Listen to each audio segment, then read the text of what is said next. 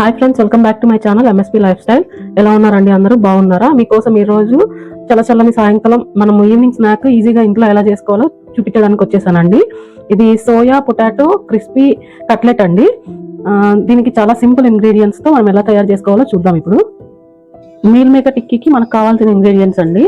Rice flour 2 table spoons, salt, కొత్తిమీర cut చేసి పెట్టుకున్నాను సన్నగా, ఆనియన్ లో సాల్ట్ వేసి పెట్టుకున్నాను. కొద్దిసేపు అయిన తర్వాత ఇందులో వాటర్ ని మనము పిండేసుకొని తీసుకోవాలి. ఆనియన్, అలాగే శనగపిండి 2 table spoons, garam masala 1/2 table spoon అండి, పసుపు 1/2 టేబుల్ స్పూన్, కారము 1 టేబుల్ స్పూన్. ఇప్పుడు ఈ మీల్ మేకర్ ని మనం హాట్ వాటర్ లో ఒక 15 మినిట్స్ సోక్ చేసి పెట్టుకుందామండి. ఇవన్నీ ఒక 10 మినిట్స్ తర్వాత ఇలా ఉబ్బిపోయినాయి మనకి, బాగా వాటర్ పీల్చుకొని. దీన్ని మనం స్క్వీజ్ చేసేసుకొని వాటర్ అంతా ఒక బౌల్లోకి తీసుకుందాము.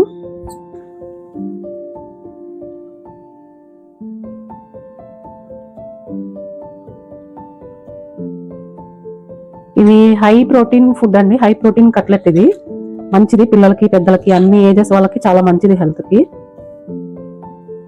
ఇవన్నీ ఇందులోకి జార్లోకి తీసుకొని మనం బరకగా గ్రైండ్ చేసుకుందాము, విప్ లో పెట్టుకుని. చూడండి, ఇలాగ బరకగా మనం చేసుకోవాలి. గ్రాన్యూల్స్ గా ఉండాలి. మీకు బయట గ్రాన్యూల్స్ కూడా దొరికేస్తాయండి, అది అవైలబిలిటీ ఉన్న వాళ్ళు అది వాడుకోవచ్చు. నేనైతే ఇది వాడుతున్నాను. ఒక 1/2 tablespoon ginger garlic paste వేస్తున్నానండి. ఇప్పుడు మనం తీసుకుని ఉడకబెట్టుకున్న ఆలుని స్మాష్ చేసుకుని ఇందులోకి వేసుకుందామండి. ఈ విధంగా మొత్తం పొటాటోని స్మాష్ చేసుకుందామండి. ఇప్పుడు పసుపు యాడ్ చేస్తున్నానండి, అలాగే కారం మీ టేస్ట్ కి తగ్గట్టు అడ్జస్ట్ చేసుకోండి. మేము కొంచెం స్పైసీగానే తింటాము. అలాగే గరం మసాలా పౌడర్. ఇప్పుడు శనగపిండి వేస్తున్నానండి, బైండింగ్ కోసం అండి. శనగపిండి యాక్చువల్లీ ఆలు, రైస్ ఫ్లోర్ సరిపోతాయి. మీరు ఆప్షనల్, శనగపిండి వాడుకోకపోవచ్చు, మీ ఇష్టము. అలాగే కొత్తిమీర, ఆనియన్ మాత్రం ఒక్కసారి వాటర్ అంతా పిండేసి మళ్ళీ వేసుకుందామండి, ఒక్కసారి పిండుకొని.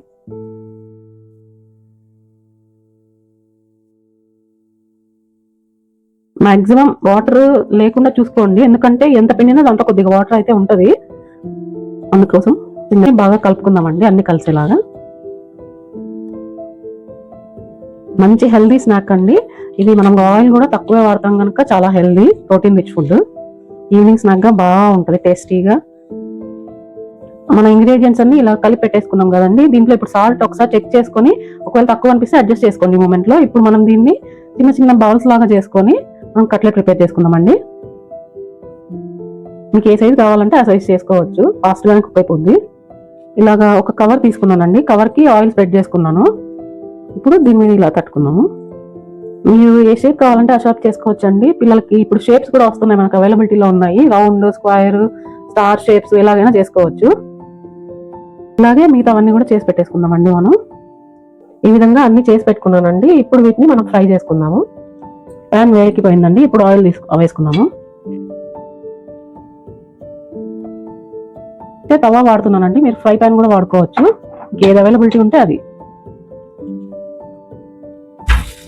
ఇలా ఒక్కొక్కటి తీసుకొని మనం చేసుకున్నవి ఫ్రై చేసుకుందామండి, పీసెస్ ని.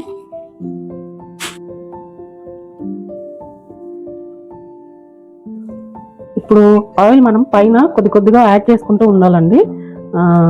మనము 2 సైడ్స్ ఈక్వల్ గా కుక్ చేసుకుంటూ ఉండాలి. 2 మినిట్స్ ఒకసారి తిప్పుకుంటూ బ్రౌన్ అయ్యేదాకా మనకు చేసుకోవాలి. ఒక సైడ్ అయిపోయిందండి ఫ్రై, ఇప్పుడు ఇంకొక సైడ్ కి తిప్పుకున్నాను నేను. ఇలాగే ఫ్రై చేసుకుంటూ ఉండాలి, మీడియం ఫ్లేమ్ లో పెట్టుకొని. మనము ఇలాగ గోల్డెన్ బ్రౌన్ వచ్చేదాకా కుక్ చేసుకోండి. మనకు ఫ్లేవర్ తెలిసిపోద్ది, కుక్ అవుతుంది, మంచి ఫ్లేవర్ వస్తుంది. సో అరోమాతో తెలిసిపోద్ది మనకు వన్ సైడ్ కుక్ అయిపోతుంది అని. అప్పుడు టర్న్ చేసుకోవచ్చు ఇంకొక సైడ్ కి. మధ్య మధ్యలో ఇలాగ చెక్ చేసుకుంటూ ఉండండి, తిప్పుకొని. ఒకసారి ఆయిల్ కావాలంటే ఆయిల్ యాడ్ చేసుకోవచ్చు. డీప్ ఫ్రై కాదు కనుక ఆయిల్ కొద్దిగా తక్కువ పడుతుంది. కొంచెం ఓపిక్గా సిమ్ గానే చేసుకోవాలి, అయితే సిమ్ గానీ మీడియం గానీ, హైలో మాత్రం పెట్టుకోకండి.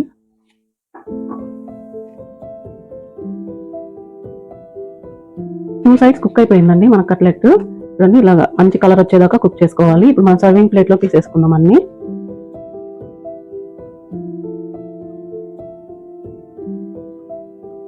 ఈవినింగ్ మన ఇంటికి ఎవరైనా గెస్ట్ వచ్చినప్పుడు అయినా, పిల్లల కోసం అయినా, ఈవినింగ్ స్నాక్స్ మనకైనా సరే రైనీ సీజన్ లో చాలా బాగుంటాయండి ఇవి. ఇంతే అండి, రెడీ అయిపోయింది మన ఈవినింగ్ స్నాక్. సోయా అలాగే పొటాటో కలిపి చేసుకున్న ఈవినింగ్ స్నాక్. మనం ఇప్పుడు టేస్ట్ చేసి చూద్దాం ఎలా ఉందో. మా ఆయన తినిపించేస్తాను, ఎలా ఉందో చెప్తాడు. కొంచెం హాట్ గా ఉంది. ఇది టొమాటో కచ్చప్తో చాలా బాగుంటుందండి.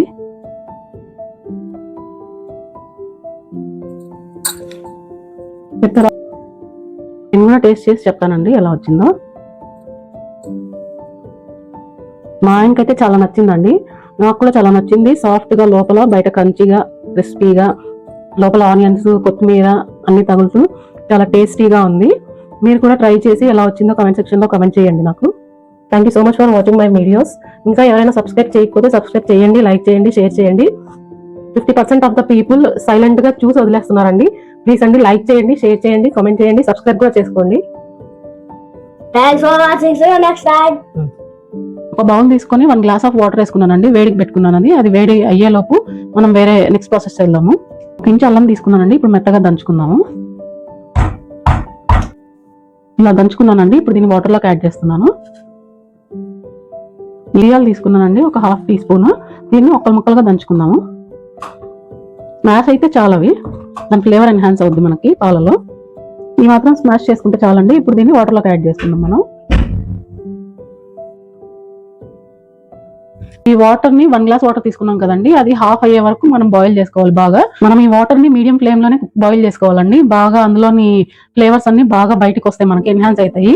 మనకి కోల్డ్ కాఫ్ ఏదైనా ఉన్నా కూడా ఈ పాలు తీసుకుంటే మనకు తగ్గిపోతుంది. ఫ్లమ్ ఉన్నా కూడా పిల్లలకి పెద్దలకి అందరికి బాగా హెల్త్ కి బాగా పనికొస్తుంది. గొంతును చూడండి, మనం తీసుకున్న వాటర్ జింజర్ మిరియాల వల్ల కలర్ కూడా చేంజ్ అయింది. మనం తీసుకున్న వాటర్ సగం అయిపోయింది. ఇప్పుడు మనం పాలు తీసుకుందాం, ఒక చిన్న గ్లాసు. ఇంకో 5 మినిట్స్ బాయిల్ చేసుకుందామండి పాలు. మనకి కోల్డ్ కాఫ్ స్టార్ట్ అయినప్పుడు ఈ విధంగా మనము ఇంట్లో ప్రిపేర్ చేసుకొని పాలు తీసుకుంటే మనకి కోల్డ్ కాఫ్ క్యూర్ అయ్యడానికి మనకి ఛాన్స్ ఉంటుందండి. ఇప్పుడు పాలు బాగా బాయిల్ అయ్యాయండి. ఇప్పుడు 1/4 టీ స్పూన్ పసుపు వేస్తున్నాను నేను. ఇది కూడా ఇంట్లో ప్రిపేర్ చేసుకుందే. ఇది బాగా ఒక బాయిల్ వచ్చిన తర్వాత మనము గ్లాస్లోకి సర్వింగ్ దీంట్లో తీసుకున్నాము. చూడండి, మంచి కలర్ఫుల్ గా టేస్టీగా హెల్త్ కి మంచిది, మన గొంతుకు మంచిది. ఇంకా బాగా బాయిల్ అయిపోయాయండి పాలు. ఇప్పుడు మనము సర్వింగ్ గ్లాస్ లో తీసుకున్నాము. ఇప్పుడు ఫిల్టర్ చేసుకున్నామండి పాలు.